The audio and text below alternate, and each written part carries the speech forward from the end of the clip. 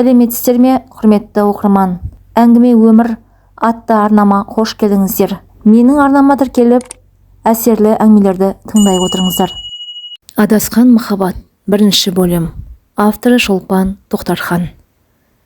Ауылдан Аскидің өкшесінің кірін үгіп отырып, кітап оқып отыратын қыз едім.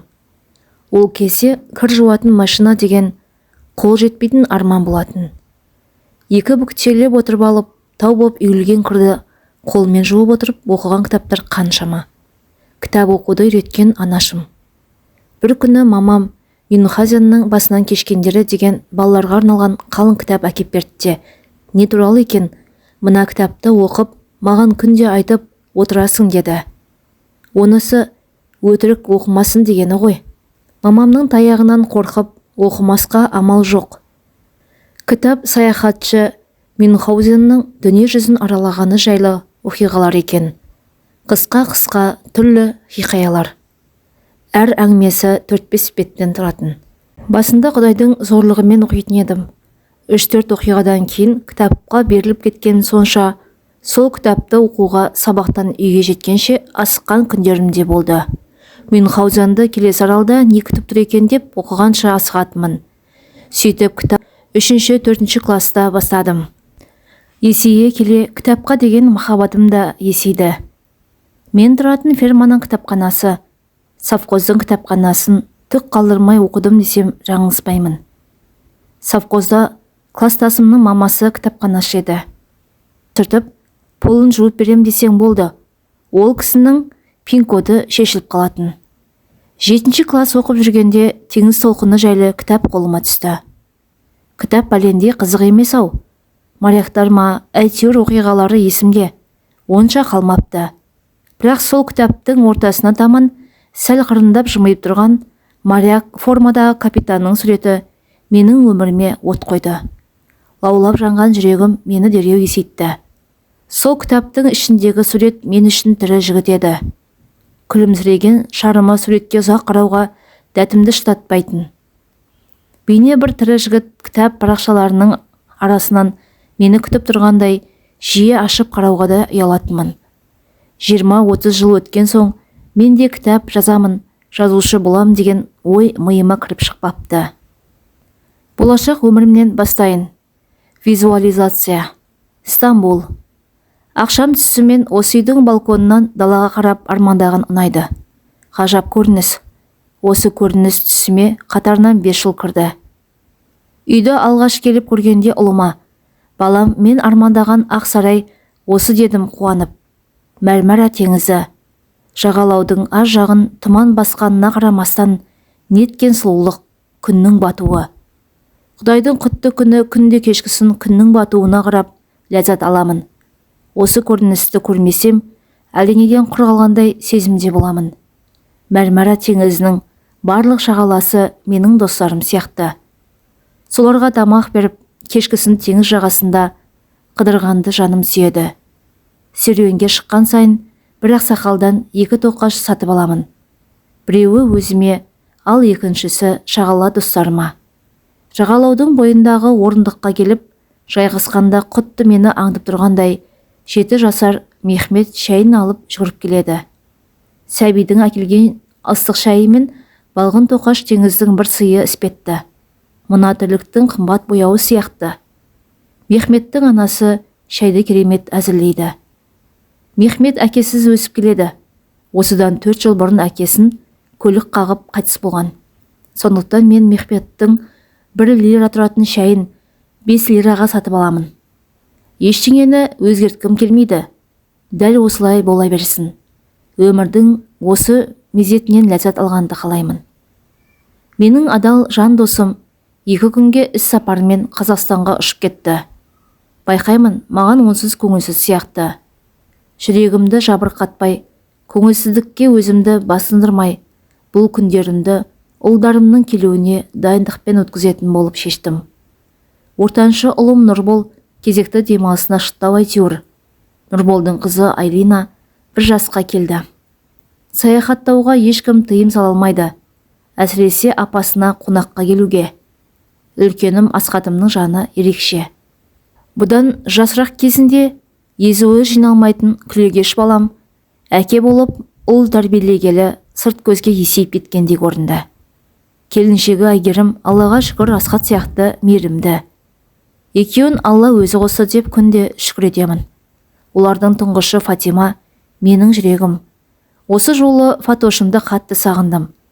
Мазасызданып, өзімді жаман сезініп тұрмын деп, түнгі 2-3-те телефон шалсам, балаларым бірінші рейспен ұшып келуге дайын. Кенжем Ақпатшам Атошым Италияда бүгін матчта. Оның өмірінде махаббат майданы басталған сияқты. Мама жақында таныстырамын деген. Айболдың қай елде, қай қалада жүргенін есе сақтай алмайтын болдым. Футбол оның өмірінің мәні сияқты. Әйтеуір маған таңертең звондап, мам қайырлы таң десе болды. Мен үшін таңда кеште қайырлы. Жастыққа басым 3 арғымағымның тілеуін тілеп жатса, азанда сол тілекпен оянамын. Нұржан өте сирек телефон соғады. Әрбір шалған қоңырауы әңгімелескеніміз мен үшін қуанышты оқиға. Қысқа сөйлескендіктен бе, маған қашанда Нұржанның көңілі маған салқын емес пе деген үрей бойымды билегісі келеді. Көбірек сөйлесетін кезіміз әйелдер мерекесі. Құрбан айт, жаңа жыл, әйтеуір мерекелер. Қандай мейрам болса да маған ең қымбат сыйлық Нұржанның даусын есту, онымен сөйлесу. Мен күніне 10 рет телефонның контактісінен Нұржанның телефонын табамын. Бірақ қоңырау шалуға батылым жетпейді. Кедергі жасағым келмей ме? Жиі қоңырау соқсам, оны ренжітіп алатын сияқтымын. Бұл әрине менің өз қорқынышым. Осы қорқыныштың маған ешқандай қажеті жоқ, білемін. Ұлдарым менің бағым. Солар аман болса екен. Ұлдарымды бұл өмірде бәрінен артық көремін. Жан тәнімен сүйемін. Тағы өзіммен сырласып кеттім-ау. Балконда отырғаныма 1 сағаттан асып кетіпті. Көктем өзінің келген білдірткендей, ерекше көңіл күй сыйлайды. Бүгінгі жоспарым Рахман сән салонына баруым керек. Онда мен шаш ұстасы Нығмет би күтуде. Одан кейін биоревитал шебері Зухра деген қыздың қабылдауында боламын. Бәрі біткен соң Стамбулдың Еуропа шегіне баруым керек. Әрине, өте ұзақ. Бірақ мен туған сіңлімдей болып кеткен құрбым Арнаға қызы Алинаны құрама штаттан келетін ұшақтан күтіп аламын деп уәде бергенмін. Алина демалысқа келе жатыр. Ұшағы 12 сағат аялдайды екен. Өзімнің де Стамбулда қыдырмағаныма көп болыпты. Міне қисыны да келді. Алинаға түнгі Стамбулды аралатып, өзім бір сергіп қайтатын болдым. Үнемі басыма бір түйіліп қалған ой шешілгісі келетіндей орала береді. Менің ата-анам осылай менің Стамбулдың төрінде бақытты өмір сүретінімді білдім екен. Әй қайдам. Әр адам өз өмірінің жазушысы, авторы. Мүмкін мен де бір махаббаттың жемісі шығармын.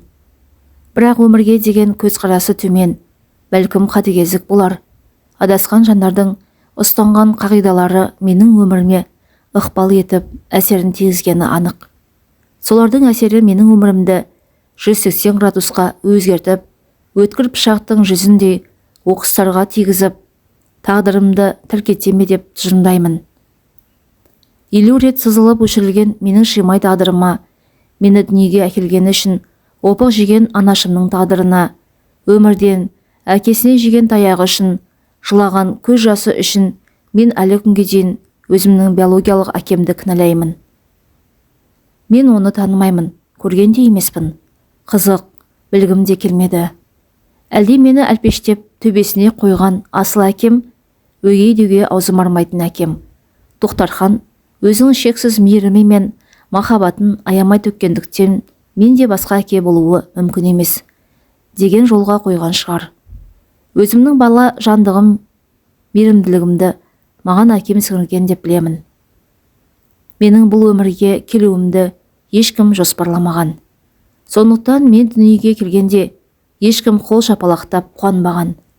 Бірақ мен сонда да сол сәтте осы өмірдің есігін айқара ашып дүниеге келіп қойғамын. Дәл сол мезетте мен өзімнің кім екенімді айқындап, жариялап қойғандаймын. Бұл менмін, Шолпан. Нағашы атам түсік жасап мені құртқысы келіп, анамды аттың құйрығына байлағанда да түспей қалған Шолпанмын. Менің өмірімнің тұтқиылдары мыңдаған жанға мәлім. Бала мінез аңғалдығымнан аузым аңқиып, какой-то бір кожаный куртка үшін орыс қызға сеніп Барнауылға ілесіп барып, ол жақтан жалаң аяқ, жалаң бас жаяу қайтқандай әрең аман қалған оқиғамды да білесіздер. Ал бұл шолпанның адасқан махаббаттың шоғын басып, күйген табанының ізі. 30 жылдай жарық көрмеген сыры. Жалпы осы адасқан махаббат оқиғасына қатысты бүкіл оқиғаны толық өзімді, бейсанамды танығаннан кейін ғана өткен өмірімді, анамды кешірдім. Өзімді таптым. Сол үшін де психологияға, бұл ілімге алғысым зор. Өзіңді танып қабылдау да бір үлкен ілім екен. Осыны түсіндім. Көп бақытсыз жандарға теңіңді емес, бірінші өзіңді тап деп кеңес берер едім. Мен 6-7 класс оқып жүргенде ауыл фермасының кітапханасынан үлкендерге арналған әдеби кітаптарды, роман повестерді алып оқитынмын. Кітапханашы апайға кітапхананың ішін жиып, полын жуып, берсең қандай кітап болса да алып оқуға беретін. Ал негізінен балаларға ондай, әсіресе махаббат жайлы кітап алып оқуға рұқсат етілмейтін. Сонда бір кітаптың ортасындағы бір сурет бір қыздың өмірін күл-талқан етіп, ойына келгенін жасайды деп кім ойлаған? Әлде бұл менің өз ойым, воображением бекен? Мен үшін махаббат деген жаман нәрсе, қайғы, мазақ, өкініш болып қалыптасты. Мен әлі бұғанағы да бұқпаған, қағанасы қатпаған 5-6 жастағы бүлдіршін кезімде нағашы туыстарымның ересектеу ұлы педофилизм домоганиеге жақын еді. Маған папа, мама ойнайық дегенге сеніп артынан еріп барғанымда қараңғылау құрада. Мен папамын, сен мамасың, махаббат боламыз деп, ыштанын тізесіне дейін сүріп, маған түсініксіз таныс емес қылық көрсетіп, мен шошып, жылап қашып, мамама, анау махаббат болайық деп, ашуын көрсетті деп жылап бардым. Мамам естіп шок болып, малға шөп салатын айырды алып, ана оңбағанды бүкіл ауылды айналып қуғаны әлі есімде. Мамамның ашуланып, жынданғаны соншалық басындағы байлаушы шешіліп кеткен. Ұзын шашы жайылып, құтты жынданған әйелдей. Бері кел, иттің баласы. Тоқта, лақнет, тап бүгін сені осы ашамен шаншы өлтірем деп қуғанда, мамамның сондай жүрек екенін білмеппін. Нағашым жан ұшыра қашып, тығылар жер таппай безіледі. Көршілер түк түсінбей аңдаң. Нағашымның әке-шешесі, апа мен ата, үй не болды? Не бүлірді ол? Мына қатын құтырды ма деп састы. Оңбаған нағашымның әпкесі, мына шолпан бірдеңе деп жылап келіп еді. Шешесі құтырған қатындай айыр ашаны алып ананы қуып кетті деп еді. Апа, өй оңбаған қаншық, жүрген жеріңе шөп шықпайды сенің. Не деп тағы шағыстырдың? Қос үйді қосқа қондырмайтын албасты болдың ғой. Бетің тілінгір деп мені бетімне ұрып, мені сабады. Мен сазарып жылай алмай тұрып қалдым. Жылайын десем тағы ұрама деп қорқып, тұрған жерімде қатып тұрсам. Бетіңнен тіліп алсаң, қан шықпайтын сазбет қаншық деп арқамнан жұдырықпен түйіп мені әйтеуір жылатты ғой. Содан бері менде біреу ренжітсе, ешкімге жалп жасауға болмайды. Өзім таяқ жеймін деген бала кезімнен түсінік қалыпты. Ойлаңызшы, 5-7 жасар қызға домогация етіп, еші жалып жасаған үшін ұрса қалай. Содан мамамнан өлердей таяқ жеген әлгі нағашы ағам не то что маған жолаған, менен 5 шақырым аулақ жүретін болды. Мен оны жек көргенім соншалықты үнемі өсе екен деп тілейтінмін. Мен оны кешірдім. Қалай дейсіз ғой? Өзім психолог болғалы мыңдаған қазақ қыздары маған туған ағаларының, әке, жезелерінің, көші, туысқан даже дедушкаларының, аталарының домогация етіп, тіпті кейбіреуі жыныстық қатынас жасағандарын жазып жылағанда, мені Алла сақтапты. Дер кезінде мамам айтып, сазайын бергізіп, айуандықты тоқтатыппын деп мені зорлауға мүмкіндіксіз қалған ағашымды іштей кешірдім. Бірақ сол иттің етіндей жек көрдім. Араласпадым, маңымды қойып шаңыма жоламай өсті. Қаншама қыздар ешкімге айта алмай қор болды десеңізші, обалай. Сонымен махаббат деген ұғым маған сондай қорқынышты болып жадымда қалды. Адасқан махаббатымызға оралайық. Ес біліп, кітапқа деген құмарлығым артқанда 13-14 жасымда мен тағы махаббат деген тақырыпқа жолықтым. Бірақ бұл жолы жалғыз өзім және кітап. Кітап авторы махаббаты, қыз бен жігіттің сезімін сондай шеберлікпен жеткізгені соншалық, құтты кітаптағы қызды өзің емес екенін ұмытып кетесің. Мен оқыған кітабымды ешкімге көрсетпеуге тырыстым. Үнемі тез оқып, кітапханаға өткізіп тастауға асығатынмын. Менің есейіп келе жатқан сезімім кітаппен бірге библиотекада қауіпсіз жерде тұрғандай көрінетін. Сезімімді осылай қорғадым. Махаббат жайлы кітап оқығанымда бір қылмыс жасап жүргендей сезінетінмін. Алайда кітап деген бір бөлек әлем емес пе? Баурап алады. Кітаптың махаббат жайлы шерткен сыры ана айуан нағашым сияқты үрей тудырмайды екен. Кітаптағы махаббат ол жұпар ез, жүрек лүпілі, денеңде билеген діріл, бетте жүгірген қан, бірнеше күн сезімін жеткізе алмай жүрген бозбала. Сондай әдемі теңеу, бейнелеулер менің жүрегімді емдеп, бойжеткен сезімімді есейтті. Мен өзімді кітаптағы кейіпкер қыз болып сезініп, ертең жігітке не деп жауап берер екен деп өзім де оған түрлі жауаптар іздеп дайындалатынмын. Мені кітап деген ұлы туынды есейтті. Мен ойыммен, пікіріммен бірге оқитын кластастарыммен бөліспейтінмін. Өйткені ол кезде олардың қолында кітаптар менің атым Қожа сияқты әлі онша есеймеген және соған ұқсас кітаптар еді. Менің атым давно уже Қожа емес, есейіп бой жетейін деген шолпан болатын. Бірақ мені кластастарым Қожа сияқты деп есептейтін. Қожаға тәртібім, ісім, қылығым, мінезім ұқсағанмен, ішкі әлемімде жүрегі нәзік, әдемі жасөспірім қыз өз сырларымен бой жетіп келе жатыр еді. Сол кітаптар мені есейтіп, сол кітаптар мені оятып, тәрбиелеп, менің бой жетуіме ықпал етті. Сондай кітаптардың бірінде, ортаңғы жағына таман махаббаттың лаулаған сәтінде, қыз жүрегін өртеген жігіттің қырындап отырып түскен әскери формадағы суретіне мен өмірімде алғашқы рет ғашық болдым. Аққұба келген, шашы қап-қара толқындай бұйра, түрік актерлары сияқты өсірген әдемі мұрты бар, көздері тұңғиық, ерні ал қызыл жігіттің портретін салған суретші явно суға қармақ салған балықшы еді. Өзім гороскоп бойынша балықпын ғой. Сол кітаптың суреті бар мұқабасын ашқан күні мен қармаққа іліндім. Әңгіменің кіндігі осы портрет сияқты еді. Суретшінің мақсаты орындалды дегеніне жетті. Мен қармаққа түстім. Ғашық болғаным соншалықты, жансыз суретке ұзақ қарауға ұялатынмын. Ұзақ қарасам, суретке жан бітіп, сүйгісі келгендей, менің ерніме қарағандай көрінетін. Кейде тіпті маған қарап жымиятындай болатын. Неткен албырт сезінбесеңші. Кітапты өткізуге қимай, әкелетін күннен 5-6 күн артық ұстадым. В общем, кітапты өткізерде жігіттің суреті бар парағын жыртып алып қалдым. Біліп қалса қайтем деп қорқып, кітапты өткізе алмай тағы бірнеше күн жүрдім. Бір күні түстен кейін көршінің менен 4 жас үлкен Алма деген қызы оқыған кітаптарын өткізуге кетіп барады екен. Өзі аңқаулау жуас қыз еді. Соған кітапты бердім де, Алма, мына кітапты апара салшы. Апай мені сұраса, тісі ауырып келе алмай қалды деп айтшы, дедім. Ол жарайды деп кете барды. Егер апай суретті жыртып алғанымды біліп қойса, Алма жыртып алған шығар деп арам ойым Алмаға жаба салмақпын. Аллаға шүкір, апай да даже кітапты ашып қарамапты. Сөйтіп сурет менде қалды.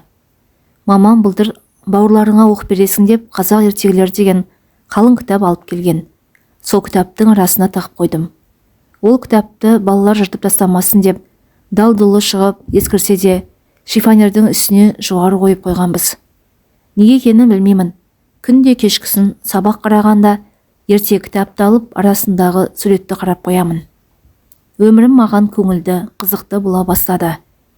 Кешкісін тез-тез сиыр сауысып, балалардың көтенін, аяғын жуып болған соң сабақ қарауға асығамын. Шын мәнінде сабақ емес, мені ертегінің ішіндегі сурет қашан келесің деп мені күтіп тұрғандай болатын.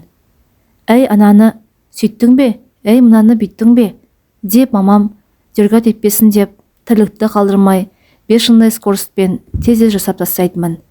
Не деген энергия демін де.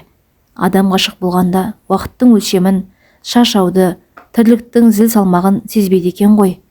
Бір күні тіпті батылданып, бойым үйренген-ау, суретке қарап отырып, мен үлкейгенде саған тұрмысқа шығамын дедім. Айтарымды айтып ап, өз ойымнан өзім ұялып, суретке 2-3 күн қарай алмай жүрген кезімде болған. 2-3 күн өткен соң, ертегіні ақырын ашып қарасам, жігітімнің суреті көңілсіз сияқты көрінді. Неге көңілсіз екен деп таңқалған кезімде бар. Қазір әрине түсінемін. Бұл менің воображением, фантазиям екен ғой.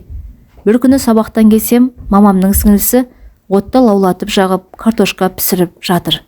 Ол кезде газ, плита деген жоқ. Тезекпен тамызып, қи жағып тамақ пісіретінбіз. Көзім отқа тамызық қып беттерін жыртып өртеген қазақ ертегілері кітабына түсті. Бас салып ішін ашып қарасам, көп беттері жоқ. Мамамның мисыз сіңлісі кітаптың беттерімен от тамызған. Менің суретім де жанып кеткен.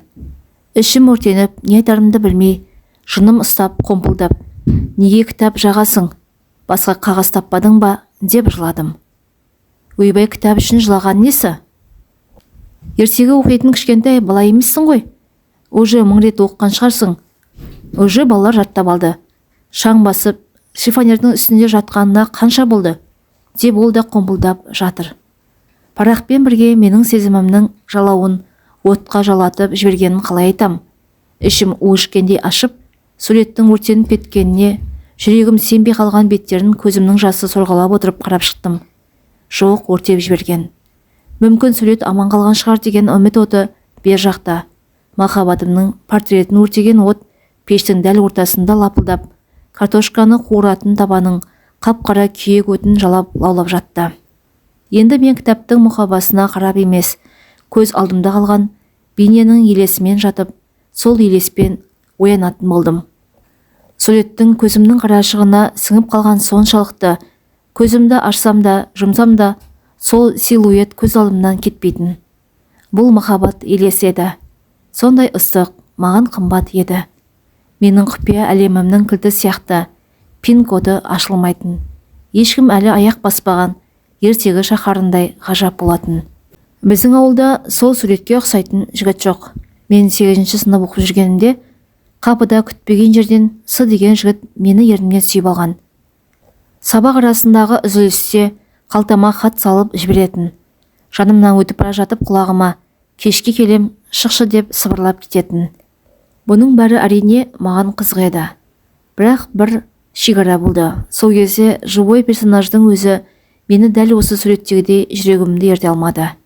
Жүрегім жабырқап сыздағанда, жаныма елеспен есте қалған сурет дауа болды. Ол сурет менің жүрегімнің тұмары сияқты болды. 5 жыл өткен шығар. Алматыда аэропортқа жақын Алтай деген микрорайонда 2 қызы күйеуі бар подружкамен квартирада тұрамыз. Менімен бірге пәтер жалдап тұру кімге болса да тиімді еді. Өйткені пәтер ақысын төлеуге ешқашан көмегімді аямайтынмын, және қолым ашық, өте мәрт, жомарт едім. Ондай адаммен тұру қандай пайдалы екен айтпаса да түсінесіз ғой. Өмірдің ыстық суығына төзіп, оңы мен солымды танып, шыңдалып, жігерлі болған шағым. Хрущевскийдің 2 этажды үйдің бірінші этажында 2 бөлмелі үйде тұрамыз. Күні бойы аэропортта самопал арақ сатып, шаршап кешкісін үйге келсем, үйде подружкам да байы да жоқ. 4-5 жасар және екілерде 2 кішкентай қызы кухняда тамақ жеп отыр екен. Странно, балаларды жалғыз тастап екеуі қайда кетті екен деп ойладым да, жандарына отырып мен де тамақ ішуге кірістім. Жарты сағаттан кейін подружкам күйеуімен келді. Сондай ызалы, ашулы. Қайдан келдіңдер? Өй, мынаны ментер ұстап алып. Неге? Шолпик, ана қарама арыстырған үйдің 1-ші этажында участковый отыратын опорный пункті бар екен. Участковый шымкентский жігіт екен. Короче, мына хатадан көшу керек. Бірақ арақ басатынымызды біліп алыпты. Шымкентскийлер ондайды білсе, доляға отырып алады. Олардың менттері сондай дейді. Дейді подружкам. Короче, менттерге беретін арақ жоқ, көшу керек деді. Мен ол кезде Тараз, Шымкент, Қызылорда, Южандар, олармен Торчат нельзя деген түсініктен әлі алыс едім. Мен өмірімде ұйғыр деген ұлт бар екенін білмейді екенмін. Мен үшін 15 одақтас республика және Америка ғана әлемде бар деп ойлайтынмын. Бір жолы қыздардан Шымкенттің жігіттеріне тимей керек. Олар таңғы 5-те тұрғысып дала сыпыртады. Өзбектің заңымен жүреді дегенді естіп, Шымкентке жігітке тимеймін деп шештім. Общем, енді басқа квартира іздеу керек деген уайыммен ұйқыға жаттық. Таң атып ертеңінде кешкісін подружкамыз екеуміз аэропортқа барып арақ сатуға дайындалып жатқанбыз. Подружкамның күйеуі сол жердегі Айгүл остановкасының жанындағы базарчикте арақ сатады. Біз 2 сумканы толтырып алып аэропортқа енді шығайық деп жатқанда біреу есіктің қоңырауын басты. Дың-дың. Подружкам ақырын барып глазуттан қарады да шошып. Түш деп артқа шегініп, маған арақты салдырлатпа. Кешегі участковый деп арақты тез арғы бөлмеге тасты. Мен де көмектесіп, екеуміз арақты төсектің астына қойып, бетін ескі простынямен жауып, ортаңғы бөлмеге енді шыққанда қоңырауды баспай, енді есікті жұдырықпен дүңгілдетіп тағы да қақты. Подружкам, бар есікті аш. Кімсің десе, күйеуінің сестренкасымын де. Неге ұзақ ашпадың десе, үйде ағам жоқ, қорықтым деп айт деп үйретті. Өзі типа бала ұйықтатқан болып, ұйқыдан жаңа тұрған 2 қызды сүйреп арғы бөлмеге төсекке жата қалды. Мен өзім біртүрлі шошып есікке жақындадым. Жүрегім алып ұшып, дүрсілдеп кетті. Ол кезде арақ сатуға запрет. Бірақ мен одан жаман қылмыс істегенде аяғым дірілдеп, жүрегім әлене болатындай тулап жөнелді. Тағы да дың-дың. Мен кто там? Ашыңыз, участковый. Неге ашамын? Проверка прописки. Подружкам спальнядан басын шығарып сыбырлап, аш дура, ерегістірмей аш деп жынданып сөйледі. Өзі маған жуть нагонять етіп ап, баласын шақтап тығылып жатыр. Маған сондай қорқынышты болды. Жүрегім одан бетер тарсылдап, розыскіде жүрген бандит сияқты адасып, төсектің астындағы араққа әлде пропискам жоқ болғанына ма, әлде подружкамның қорқынышына ма, әлде бүгіннен дәл қазір есікті ашқан сәттен бастап менің өмірім 180 градусқа өзгеретін жүрегім сезіме, білмеймін, әйтеуір алай-дүлей сезімде болдым. Ақырын барып есікті ашсам, кім тұрған білесіз бе? Сол ертегі кітаптан жыртып алған сурет. Дәл өзі, тек суреттегідей бір қырындап емес, маған тік қарап тұр. Дәл сол сурет. Тігінен қарағанда портреттен де өткен өңді екен. Мен көзімді алмай ұзақ қарағанда маған бұрылып қарайтын сурет масқара. Түсім бе, өңім бе деп түк түсінбей есеңгіреп тұрып қалыппын. Саламатсыз ба дегенде дауыста сол суретті екеніне көзім жеткенде бәрін ұмыттым. Неге есікті ашпай тұрсыз дегенде не айтарымды білмей, сол ашпай тұрмын деппін ғой. Кірсем ола ма деді де, кіріңіз деген жауапты күтпестен өзі түрлетіп, кешегі квартиранттар қайда? Сіз кімсіз деді. Мен де квартирантпын. Кешегі жігіт қайда? Ол менің ағам. Сәлден кейін Айгүл остановкасында арақ сатып жүрдей жазадым. Ешқашан бүйтіп 45 өтірікті 1 минутта айтпаппын. Қазір ойласам, қандай тормызбын деп таңғаламын. Ағам дейсіз бе? Чөтті ұқсамайсыздар ғой, кешегі жігіт татармын деген сияқты еді, сіз ағам дейсіз. Подружкамның күйеуі дейсіз, түсінбедім. Не айтып тұрғаныңызды өзіңіз түсінесіз бе? Жоқ. Онда жүріңіз, опорныйға барайық.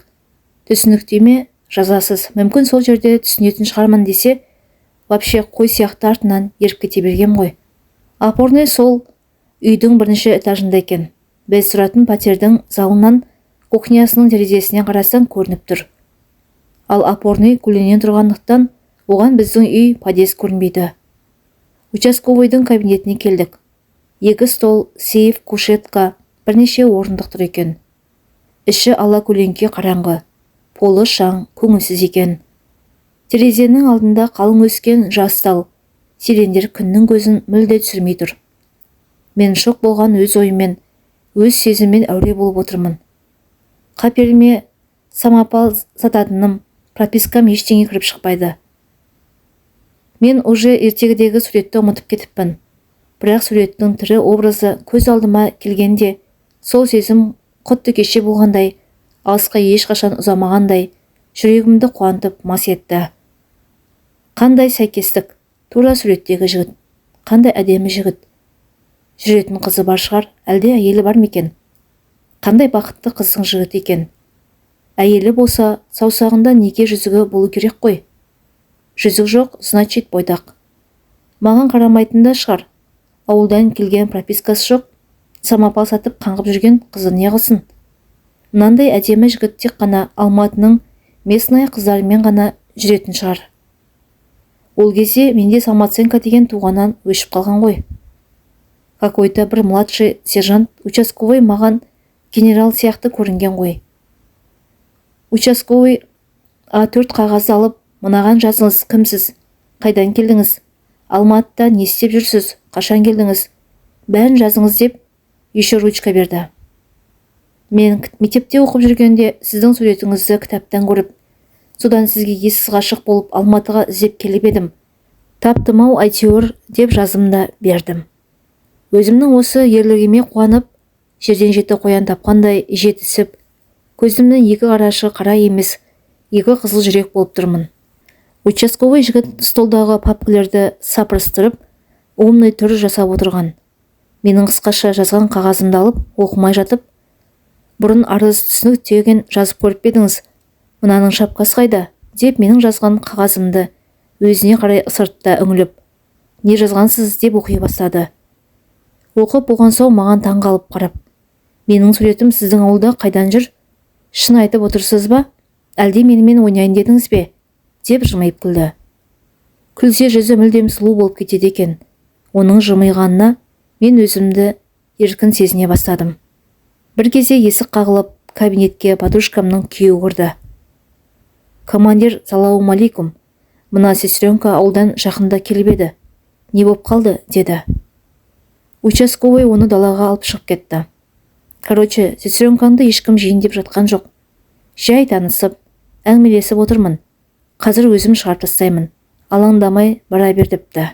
Менің братанымның да мені ойымдап келгені шамалы. Подружкам жіберген ғой. Бар, еркексің ғой, сөйлес. Пропискасы жоқ, қамап тастамасын деп.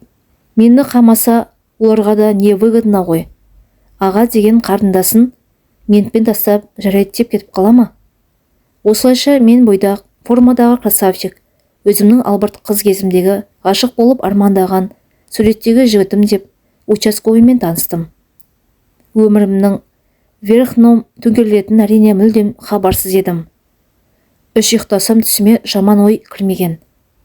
Енді кітаптағы үнсіз бейнеге емес, тірі жігітке, участковыйға бұрынғыдан бетер ғашық болдым. Ессіз ғашық болғаным соншалық, не ұйқы жоқ, не аппетит жоқ, тамақ іше алмаймын. Күндіз подружкамның қыздарына қарап үйде қаламын. Подружкам күйеуімен арақ, өзімі жасайтын самопал сатуға кетеді. Кешке бірақ келеді.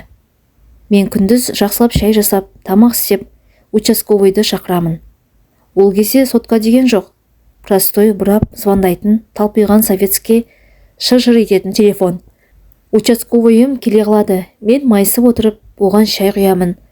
Бірге отырып ішеміз. Шай ішіп болған соң, ол жатып телевизор көреді. Менің фантазиямда типа муж отдыхает. Мен мәз болып дастарханды жинап, ыдыс жуамын. Ол көзінің астымен маған қарап, типа телевизор көріп жатады. Мен өзімнің қандай пысық қыз екенімді көрсеткім келіп, құрдай жорғалап тірлік істеймін. Сосын тірлігім біткен соң майысып оның жанына кеп отырамын. Еще терезеге жиі қарап, участковыйыма проверка келіп қалмасын деп, оның есігін аңдып отырамын. Егер біреу-міреу проверка келе қалса, участковыйым қолына папкасын ұстап, үйлерге обход жасап жүрген сияқты серьезный түр жасап шыға келеді. Общем, өміріміз бал, участковыйдың өмірі бал. Ол біздің самопал басатынымызды сразу түсініпті. Енді тіпті ашық сататын болдық. Неден қорқамыз? Участковыйым менің сүйіктім емес пе? Участковый біздің крышамыз ғой. Негізгі крышаң мен посы күшті екен.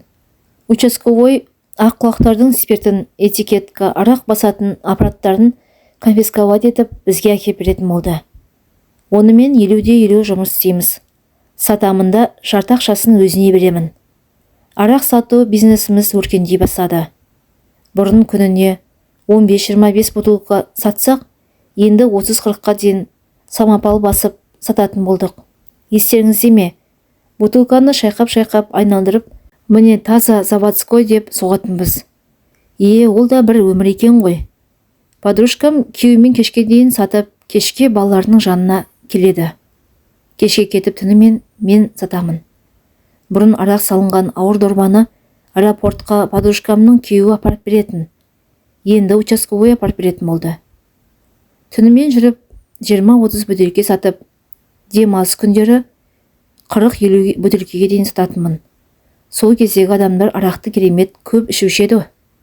Бізге қазаққа арақ ішуді үйреткен орекеңдер ғой. Тек қанша және қалай ішу керектігін үйретпепті. Менің мына махаббат буына мас болған, вечно влюбленное состоянием подружкамда участковыйға да өте выгодно болды. Хлебом не корми, работу давай болғам ғой.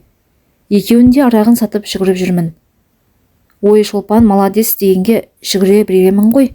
Сонда ақмақ басымай, бір тиын пайда көрсемші. Әйел адам өз құнын білу керек екен. Оны негізгі бала кезден ата-ана қалыптастыру керек екен. Бірінші бөлімнің соңы жалғасы бар. Зейін қойып тыңдағандарыңыз үшін рахмет.